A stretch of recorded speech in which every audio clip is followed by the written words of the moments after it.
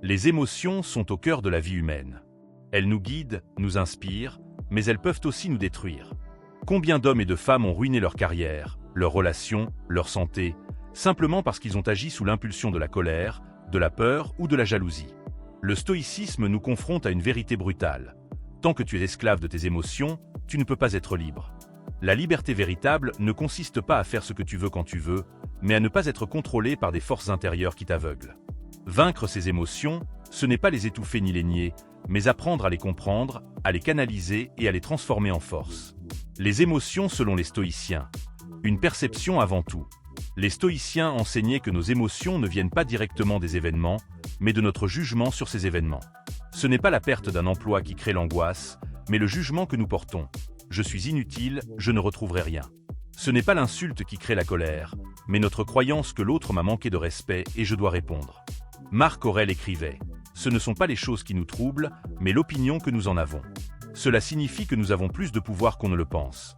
Si nous changeons notre perception, nous changeons notre émotion. » La colère, l'émotion qui brûle. La colère est l'un des plus grands ennemis de la paix intérieure. Elle jaillit vite, elle brûle tout sur son passage, et elle laisse des ruines derrière elle. Sénèque a consacré un livre entier à ce sujet, affirmant que la colère est une folie temporaire. Celui qui cède à la colère devient une marionnette, incapable de raisonner. Le stoïcisme propose une arme puissante, le temps. Quand la colère monte, n'agis pas tout de suite. Respire, attends, observe ton esprit. Souviens-toi que ce n'est pas l'offense qui t'a blessé, mais ton jugement sur elle.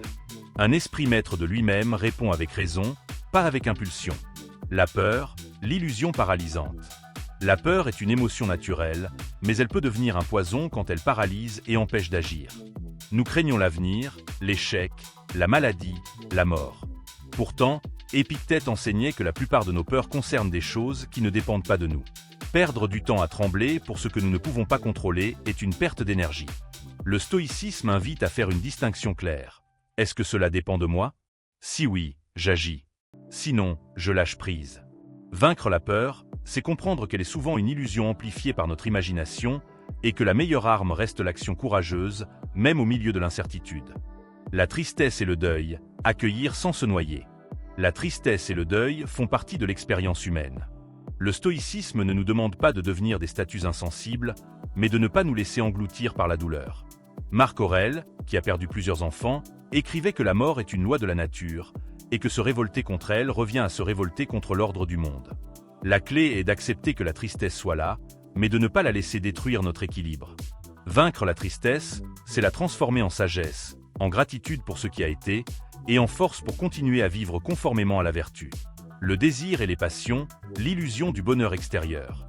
Une autre émotion destructrice est le désir incontrôlé. Nous croyons que notre bonheur viendra d'un corps, d'un objet, d'une réussite, et nous devenons esclaves de ce que nous convoitons. Mais une fois obtenu, ce désir laisse place à un vide ou à un nouveau désir. Le stoïcisme enseigne que le vrai bonheur ne dépend pas de ce qui est extérieur, mais de ce qui est intérieur. Vaincre ces désirs, ce n'est pas vivre sans plaisir, mais c'est ne pas être possédé par eux. Être capable de dire « Je peux apprécier cela, mais je n'en ai pas besoin pour être heureux ». Voilà la vraie liberté.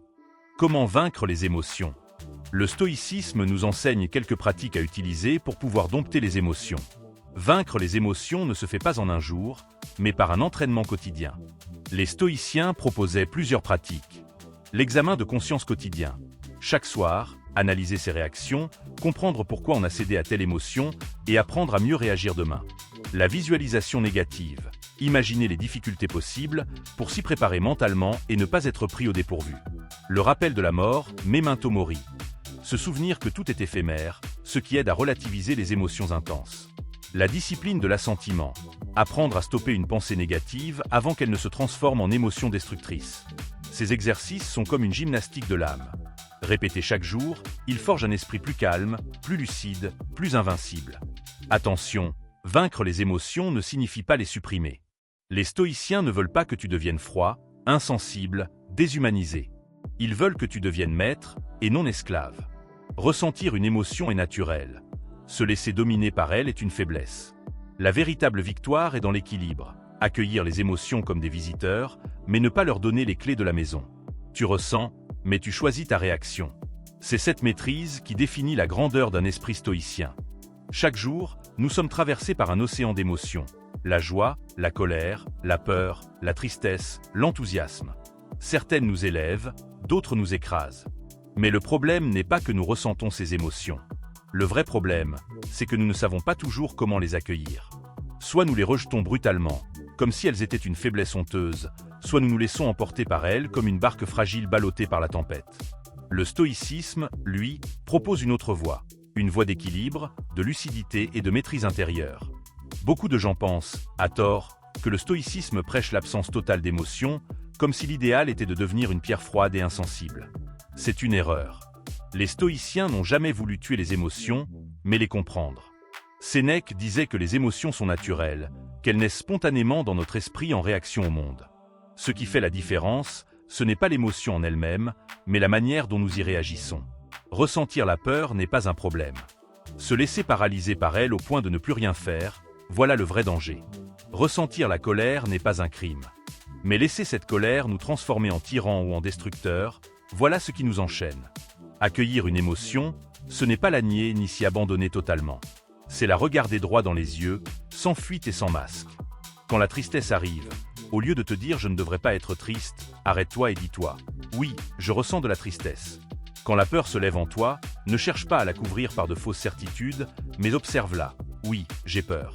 Cet accueil conscient, presque comme une méditation, coupe le lien de domination qu'a l'émotion sur toi. Car ce n'est plus elle qui agit dans l'ombre, c'est toi qui l'éclaires. Et tout ce que tu éclaires perd déjà une partie de son pouvoir destructeur. Refouler une émotion, c'est comme essayer de retenir un volcan avec les mains.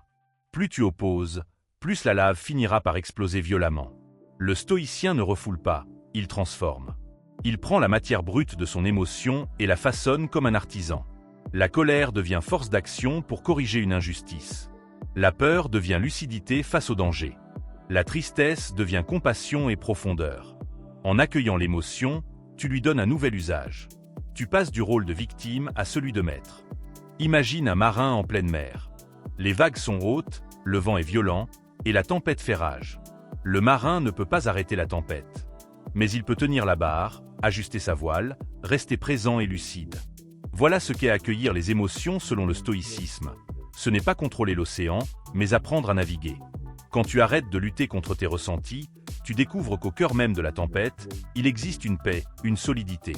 Cette paix, c'est ton centre, ta raison, ta capacité à rester maître de toi quoi qu'il arrive.